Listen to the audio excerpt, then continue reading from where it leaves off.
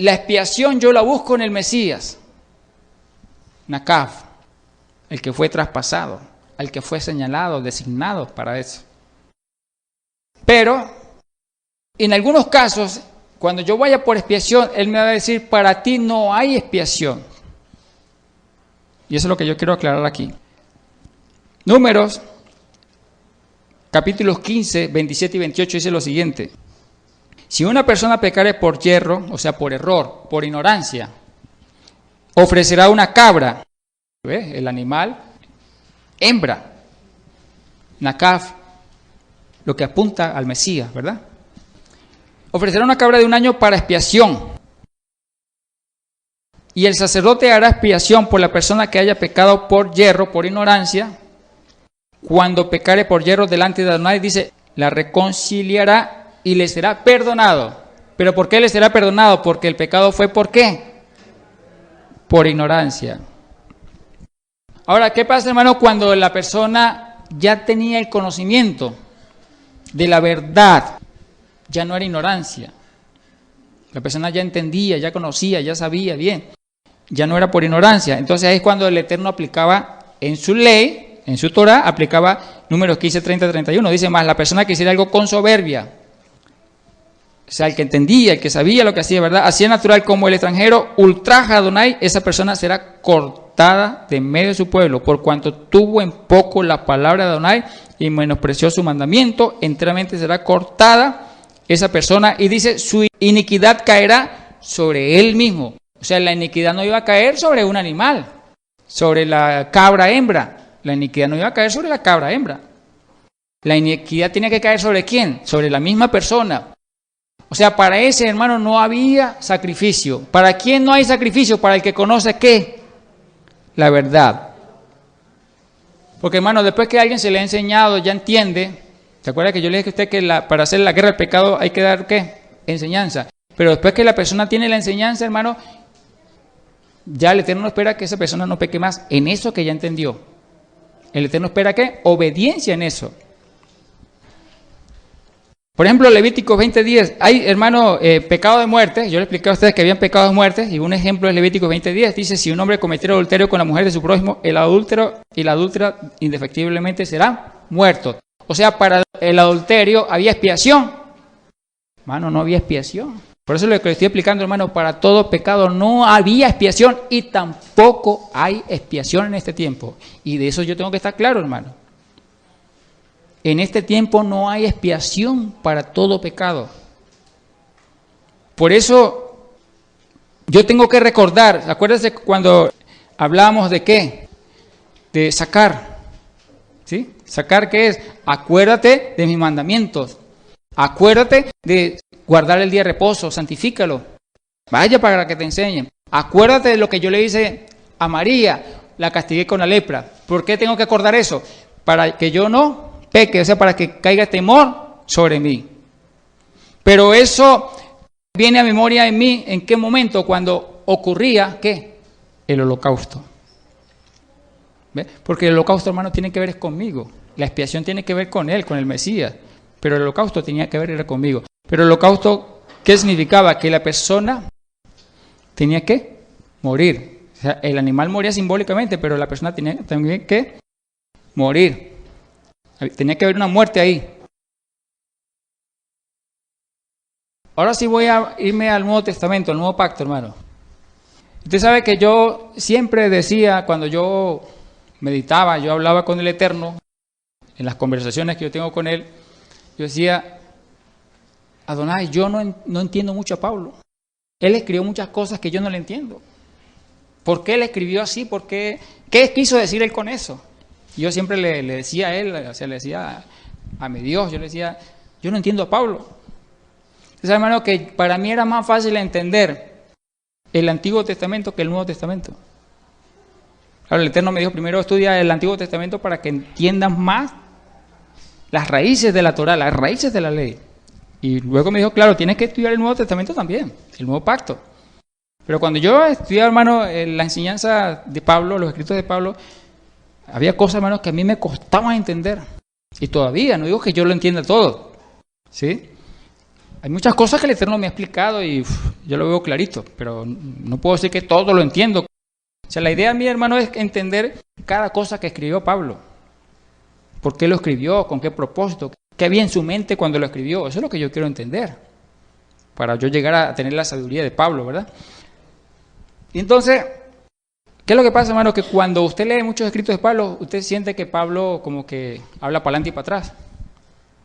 Y le pongo un ejemplo, ya en 1 Corintios capítulo 11, primero Pablo dice que no está bien que la mujer ore sin cubrirse, que es importante que la mujer se cubra su cabeza. Y luego dice que tiene que cubrirse por causa de los ángeles, dice que porque es señal, dice señal de autoridad, y dice por causa de los ángeles. Eso lo dice Pablo muy bonito, ¿sí? Pero luego como que Pablo salta la talanquera, o sea, salta para atrás otra vez y dice, bueno, pero el pelo le es dado por velo, ¿sí? Y dice, bueno, pero ¿cómo hacer que el pelo le es dado por velo? O sea, como queriendo decir, no, usted ya no tiene que usar, la mujer ya no tiene que usar velo porque para eso tiene el pelo. Claro, hermano, aclaro que eso no es lo que quiso decir Pablo, eso está mal traducido. ¿Ok? Lo que está ahí está mal traducido. Lo que quiero hacerles entender, hermanos, es que muchas veces entendemos mal a Pablo porque leemos Biblias mal traducidas. Esa es una de las respuestas a lo que le quiero dar. ¿Por qué yo a veces no entiendo a Pablo? Porque Pablo como que dice algo bueno y de repente como que dice algo malo, que no lo entiendo. O sea, Pablo, usted me confunde, Pablo. No, lo que pasa es que no me malinterprete. Lo que pasa es que estás leyendo una Biblia traducida y eso no fue lo que yo quise decir. Entonces, hermano, eso lo obliga a uno a estudiar también, ¿qué? Pues griego. Le toca, hermano, uno meterse con el griego también. Y entonces, hermano, es un requisito importante estudiar el hebreo para profundizar en la escritura. Pero también, hermano, el griego hay que estudiarlo. Porque ¿sabe qué es lo que pasa? Que parte de la escritura fue escrita en griego. Y si yo me como todos los cuentos de los traductores, yo voy a aceptar muchos errores de traducción. Fíjese, Pablo cuando escribe a la carta de Romanos, Pablo parece él dar a entender que nosotros somos justificados solamente por la fe y que no hay que guardar ya la Torá, los mandamientos. Parece ser eso. Y entonces eso es lo que enseña la iglesia, que ya no hay que obrar, ya no hay que guardar mandamientos porque nosotros somos justificados por la fe. Y entonces yo leo eso, bueno, pero Pablo, ¿por qué tú escribiste eso? Estás confundiendo a la gente. Entonces Pablo me responde, no, pero es que eso no fue lo que yo quise decir. ¿Se acuerda cuando yo le expliqué Romanos capítulo 1 y capítulo 2? Es la introducción de todo el tema. Pablo lo primero que hizo antes de hablar de ese tema, elevó las enseñanzas de la Torá. Dijo, mire la importancia no solamente de recibir la enseñanza, de guardar la Torá. Y Pablo dijo en el capítulo 2 de Romanos, dijo, solamente el Eterno tiene como circuncidado, como circunciso ¿a quién? Al que guarda sus mandamientos. Con eso Pablo estaba aclarando que si una persona no guarda mandamientos, es un incircunciso. Y si es un incircunciso, ¿qué pasa con el pacto? Está violando el pacto, hermano, porque es un pacto de circuncisión. Eso fue lo que primero le dijo el Eterno a Abraham. El Eterno le dijo a Abraham, no puede haber ningún incircunciso entre tus hijos, entre tu pueblo, entre tu casa, porque si no yo lo cortaré. No formará parte de mi pueblo. Todo, hermano, se resume en la circuncisión. Y para yo demostrar que mi corazón está circuncidado, ¿qué tengo que hacer yo? ¿Cómo lo demuestro? Guardando los mandamientos. Guardando la Torá, cumpliendo Torá. Esa fue la introducción que el apóstol Pablo hizo del libro de Romanos, para que él no fuera malinterpretado en todo lo que dijo luego. Pero quiero, hermano, explicar unos textos de Romanos capítulo 6, porque tiene que ver con esto de lo que estamos hablando. Usted sabe que el apóstol Pablo, lo que yo le estaba explicando a ustedes, Pablo lo entendía mucho mejor que yo. Y Pablo con sus palabras en griego, y a los romanos, porque Pablo le estaba escribiendo era a los romanos, no le estaba escribiendo a hebreos.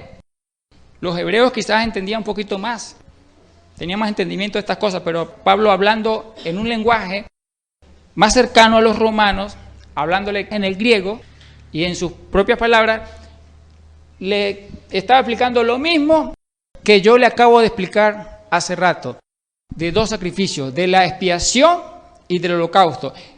El Mesías hizo la expiación por nuestros pecados, pero el Mesías espera de mí que yo haga el otro sacrificio, que es el holocausto.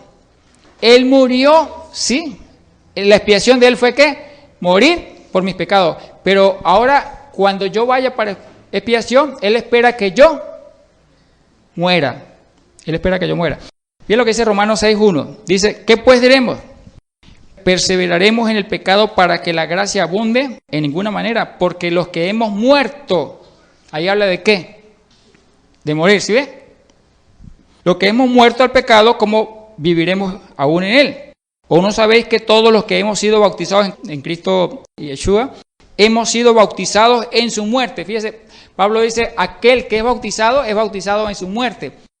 Es decir, hermanos, cuando una persona es bautizada, tiene que recordar que alguien murió por mí, pero también me tiene que recordar que yo también tengo que morir. Que yo tengo que morir como aquel que murió por mí, ¿verdad? Dice Romanos 6.4, porque somos sepultados. Fíjese, ahí aclara Pablo. Somos sepultados juntamente con él. O sea, ¿de cuántos muertos está hablando Pablo? De 2 muertos, ¿ves? Sepultados juntamente con él para muerte por el bautismo, a fin de que como Cristo, Yeshua, resucitó de los muertos por la gloria del Padre, así también nosotros andemos en nueva vida. O sea, yo voy a andar en nueva vida si yo muero juntamente con él. Pero él murió ¿para qué? Para expiación. Y yo tengo que morir ¿para qué? Para holocausto. Sigo leyendo, hermano. Romanos 6.6. Dice, sabiendo esto que nuestro viejo hombre, ¿cuál es el viejo hombre? ¿Sabe cuál es el viejo hombre? El que tiene que morir. Fue crucificado juntamente con él. Ajá, él fue crucificado y en la cruz, ¿qué pasó con él? Murió, ¿verdad? Y mi viejo hombre tiene que ser ¿qué? Crucificado. Entonces, él fue la expiación y yo soy el holocausto. Son 2 crucificados, hermano. Él fue crucificado para expiación y yo crucificado para holocausto. Ajá, juntamente con él para que el cuerpo del pecado sea destruido a fin de que no sirvamos más al pecado. ¿Para qué yo tengo que morir en el holocausto? ¿Para qué? Ahí está la respuesta. Para que el cuerpo del pecado sea destruido. Fíjense lo que dice Romanos 6.7. Ahí está la respuesta de todo. Dice, porque el que ha muerto ha sido justificado del pecado. ¿Quién ha sido justificado del pecado? El que ha muerto. ¿Y en el holocausto había muerte o no había muerte? ¿Sí ve?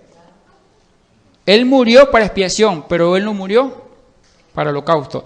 Yo muero juntamente como él murió, yo muero para holocausto. Y entonces, ¿qué pasa? Como cuando yo voy a perdón, hermano, él me va a decir, para que yo te pueda expiar tu pecado, tú tienes que morir. Si tú no mueres, yo no puedo expiar tu pecado. Porque dice, porque el que ha muerto ha sido justificado del pecado. ¿Sí ve? Esta es la respuesta, hermano, en ese texto. El que ha muerto. Ahora, hermano, ¿cómo sabe usted que ha muerto o no ha muerto? Por ejemplo, si usted pidió perdón por sus mentiras y usted sigue diciendo mentiras, el mentiroso no ha muerto. El mentiroso está vivito. ¿Y ese mentiroso recibió perdón? No recibió perdón, hermano. ¿Ese mentiroso fue justificado de su pecado? No fue justificado de su pecado. Porque aquel que ha muerto, aquí es lo que dice Romanos 6.6, porque el que ha muerto del pecado, para que el cuerpo del pecado sea destruido. O sea, cuando el mentiroso muere, con ese mentiroso que muere, también con el que muere, pues la mentira, muere el pecado. Si usted ve, hermano, a alguien cometiendo pecados, ¿es por qué? Porque en eso no ha muerto y en eso no ha sido justificado, o mejor dicho, no ha sido perdonado. Eso es lo que dice aquí, porque el que ha muerto ha sido justificado del pecado y el que no ha muerto no ha sido justificado. ¿Qué significa ser justificado? Justificado, hermano, es que es absuelto, que es perdonado y que el Eterno lo declara justo. Por eso le decía a usted, hermano, que ahorita la gente en la congregación le dice, levanten la mano los justos, todo el mundo levanta la mano. Pero son personas que no han muerto. Pura gente vivita que no ha muerto. Y la única manera, hermano, para que una persona sea justa, tiene que ser justificada. Y para que sea justificada, tiene que morir. Romanos 6:11 dice, así también vosotros considerados muertos al pecado, pero vivos para Dios en Cristo, Yeshua, Señor nuestro. No reine pues el pecado en vuestro cuerpo mortal, de modo que lo obedezcáis en sus concupiscencias. Mire lo que dice el Gálatas 2:20, hermano.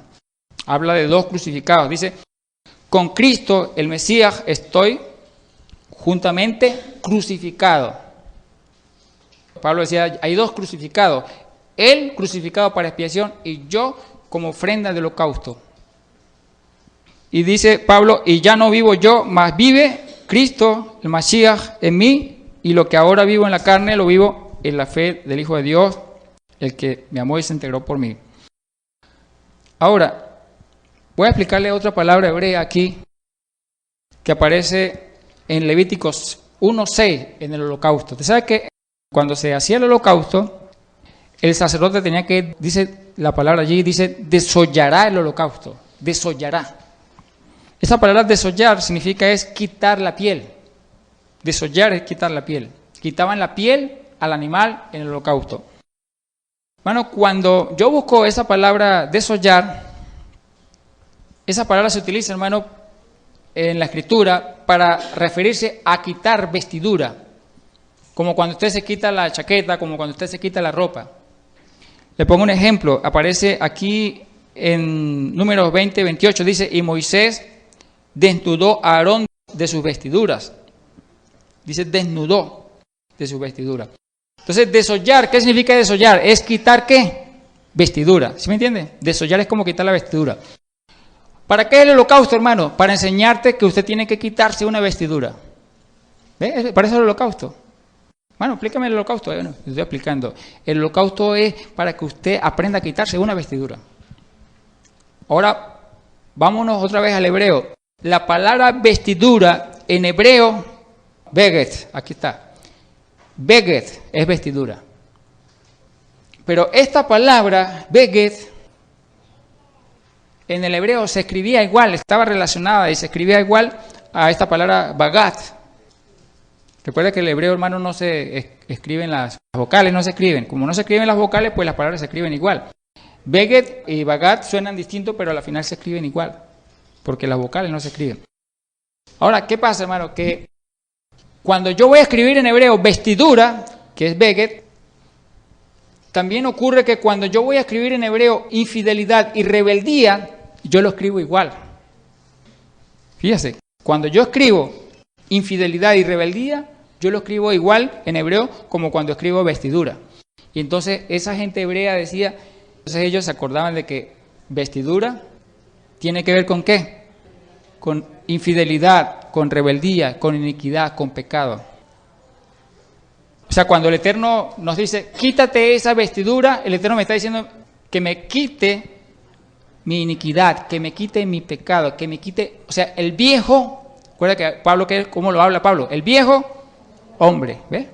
Cuando Pablo habla del viejo hombre, dejar el viejo hombre, Pablo habla de desollar, de lo mismo que dice aquí Levíticos 1:6, dice, desollará el holocausto, quite la piel, quite el viejo hombre. Eso es lo que significa holocausto. Esta palabra bagat, hermano, aparece en Proverbios 11:6, dice, la justicia de los rectos los librará, mas los pecadores, cuando dice pecadores, está la palabra bagat, ¿verdad? Pecadores serán atrapados en su pecado. También aparece en Jeremías 3:20, dice, pero como la esposa infiel, cuando dice infiel o traicionera, la esposa traicionera, abandona a su compañero, o sea, la que es infiel, ¿verdad? Aparece la palabra bagat. Entonces, ¿es una vestidura de qué? De pecado, de infidelidad, de traición. Eso tiene que ver, hermano, en el hebreo con la palabra vestidura. La palabra hebrea vestidura estaba asociada en la mentalidad del hebreo con traición, con iniquidad, con pecado, con infidelidad. Y entonces el Eterno le estaba diciendo, usted tiene que quitarse esa vestidura de iniquidad, de pecado, porque esa es la vestidura que normalmente tiene uno, hasta que uno no vaya mudando con la vestidura nueva. Ajá, ¿y en qué momento era que me iba quitando yo esa vestidura vieja? ¿En qué momento yo me la quitaba? ¿Ah? Cuando ofrecía el holocausto. Porque cuando en el holocausto, hermano, tenía que arrancarme la piel vieja, quitarme la vestidura vieja. Y eso implicaba, hermano, morir, quitarme el viejo hombre, quitarme el viejo hombre en eso, ¿no? En ese pecado. Porque recuerda, hermano, que el holocausto se ofrecía por un pecado específico. Cada vez que una persona pecaba, tenía que ir a ofrecer un holocausto por ese pecado específico.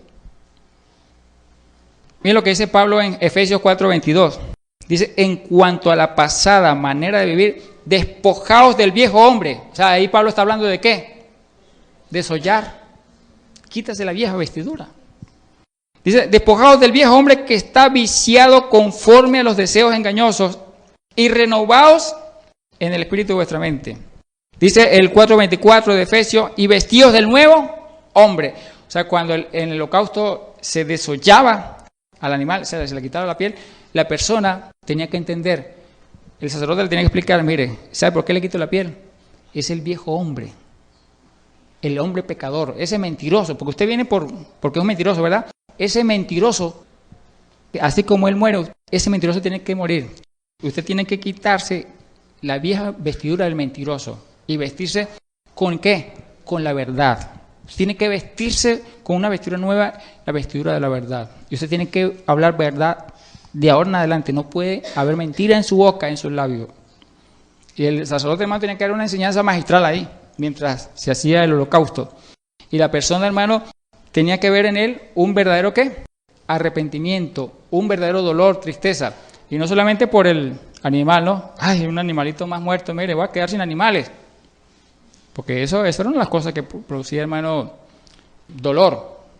Primero su pecado, segundo sus animalitos que estaban muriendo, y tercero la mala fama. Porque una persona, imagínense, una persona que, si usted ve a una persona todos los días, el sacerdote todos los días ofreciendo un sacrificio, ¿usted qué se imagina de esa persona? ¿Qué santo es? Ay, estoy un santico, ¿no? Todos los días aquí, mira, ofreciendo holocausto. ¿Qué va a decir usted de esa persona? Sigue así, mijo, que se le va a acabar su rebaño. Va a quedar pobrecito, mijo. Eso era lo que le decía las personas, ¿eh? Pero en aquel tiempo era más difícil pecar, hermano, porque el pecado tiene un costo. Y ahorita es muy fácil pecar.